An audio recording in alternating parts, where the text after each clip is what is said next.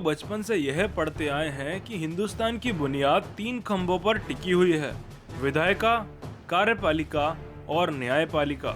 इन तीनों के अपने अपने काम हैं, काम करने के तरीके हैं, लेकिन इन तीनों के बीच एक दूसरे का दबाव और सहयोग, दोनों बातें समय समय पर जाहिर होती रही हैं। कल दिल्ली के Nehru memorial museum and library में कुछ ऐसा हुआ जिसने सियासी हलचल तेज कर दी। हलचल पैदा करने वाले शख्स का नाम था रंजन गोगोई, और जिस मुद्दे पर अचानक हलचल बढ़ी वह है नवंबर 2019 में श्री राम जन्मभूमि का निर्णय।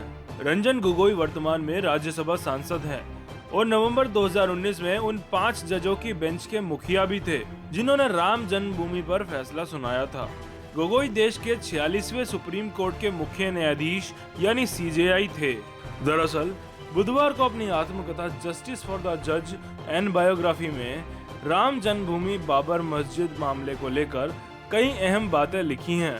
उनकी आत्मकथा का लोकार्पण पूर्व चीफ जस्टिस S.A. बोबड़े ने किया। इतना ही नहीं, लोकार्पण के मौके पर पूर्व CJI ने न्यायपालिका से जुड़ी तमाम भ्रांतियों को भी दूर किया। उन्होंने स्पष्ट कहा कि न्यायपालिका में कार्यपालिका की दखलंदाजी नहीं होती।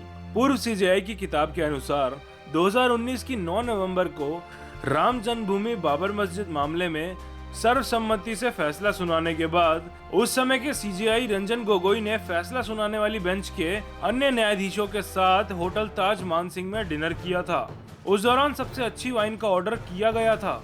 दरअसल राम जन्मभूमि मामला उनके करियर से जुड़ी कई प्रमुख घटनाओं में से एक है। उन्होंने लिखा, फैसला सुनाने के बाद महासचिव ने अशोक चक्र के नीचे कोर्ट नंबर 1 के बाहर जजों की गैलरी में एक फोटो सेशन का आयोजन किया।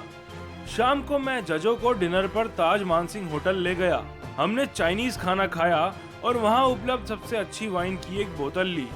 आपको बता दें कि अयोध्या मामले में तत्कालीन CJI गोगोई की अगुवाई में 5 न्यायाधीशों की संविधान पीठ ने फैसला सुनाया था, जिसमें रंजन गोगोई के साथ justice S.A. Bobde, justice D.Y. Chandrachud, justice Ashok Bhushan और जस्टिस S. अब्दुल नजीर भी शामिल थे। इस किताब में सन 2019 के एक और प्रकरण का भी जिक्र किया गया है। जस्टिस गोगोई, जस्टिस चेलेमेश्वर, मदन लोकुर और कुरियन जोसेफ द्वारा 2018 में की गई प्रेस कॉन्फ्रेंस को लेकर उनका मानना है कि यह सही काम था। उन्होंने एक प्रेस कॉन्फ्रेंस की उम्मीद नहीं की, बल्कि कुछ पत्रकारों के साथ केवल एक बैठक की उम्मीद की थी। सेवानिवृत्त होने के बाद राज्यसभा सदस्य का प्रस्ताव स्वीकार करने पर उन्होंने कहा कि वो किसी पार्टी में नहीं है, उन्हें राष्ट्रपति द्वारा नामित किया गया है।